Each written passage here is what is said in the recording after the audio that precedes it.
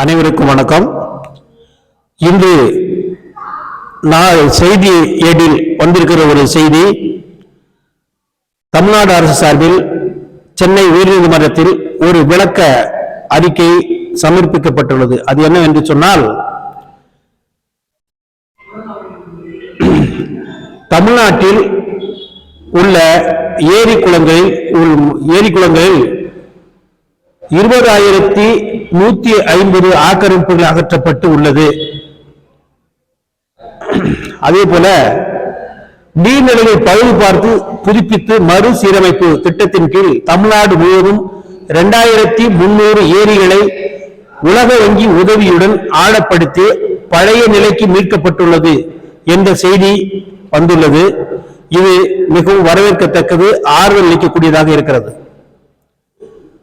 அதே போல தமிழ்நாடு முழுவதும் உள்ள ஏரி குளங்களை அதன் ஒரிஜினல் நிலைக்கு மாற்றுவதற்கு, அதே போல ஒவ்வொரு ஏரிகளிலும் உள்ள நீர் வரத்து அல்லது நீர் வெளியேற்று கால்வாய்களை அதன் உண்மை நிலைக்கு கொண்டு வருவது என்பது தான் சரியான நடவடிக்கையாக இருக்கும். குறிப்பாக தாம்பரம் மாநகராட்சி மண்டலம் 2, 3 பகுதிகளில் கிட்டத்தட்ட 10 ஏரிகளுக்கு மேல் உள்ளது. இந்த ஏரிகள் பல்வேறு காரணங்களால் காணாமல் போயிருக்கிறது அல்லது சுருங்கி இருக்கிறது. அதற்கு வரக்கூடிய வரத்து கால்வாய்களும் அல்லது நீர் வெளியேறும் கால்வாய்களும் காணாமல் போய்விட்டது அல்லது சுருங்கிவிட்டது.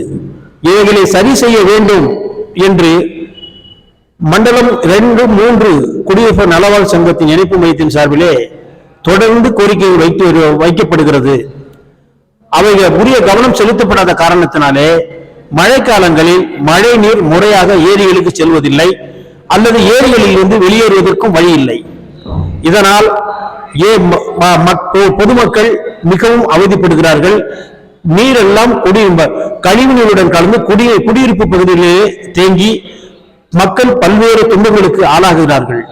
ஆகவே இதை தவிர்க்கும் வகையிலே நீர்நிலைகளை பாதுகாப்பதுடன் நீர் வரத்து வெளியேற்று கால்வாய்களை சரி செய்து தடையின்றி நீர் செல்வதற்கான வழியை ஏற்படுத்த வேண்டும். இதனுடைய பாதிப்பு என்னவென்று சொன்னால், மழை காலங்களில் கிட்டத்தட்ட ஒரு வாரம் 10 நாள் மக்கள் இந்த கழிவுநீர் கலந்த மழைநீர் தேக்கத்திலே வாழ்கிறார்கள். இதனால் பல்வேறு நோய்களுக்கு ஆளாகிறார்கள். அதே வேளையில தண்ணீர் வடிந்தவுடன் உடனடியாக லாரி தண்ணியை நம்பியே வாழ வேண்டிய ஒரு சூழ்நிலையில் வாழ்கிறார்கள். இதனால் லாரிகள் மூலம் குடிநீர் விநியோகிப்பதற்கு அரசின் சார்பில் பல கோடி ரூபாய் செலவழிக்கப்படுகிறது.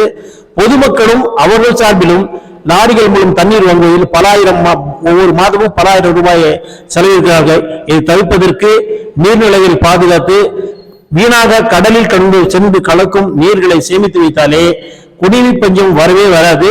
இதனால் அரசுக்கு பல கோடி ரூபாய் மிச்சமாகும் என்பதை தெரிவித்துக் கொள்கிறோம்.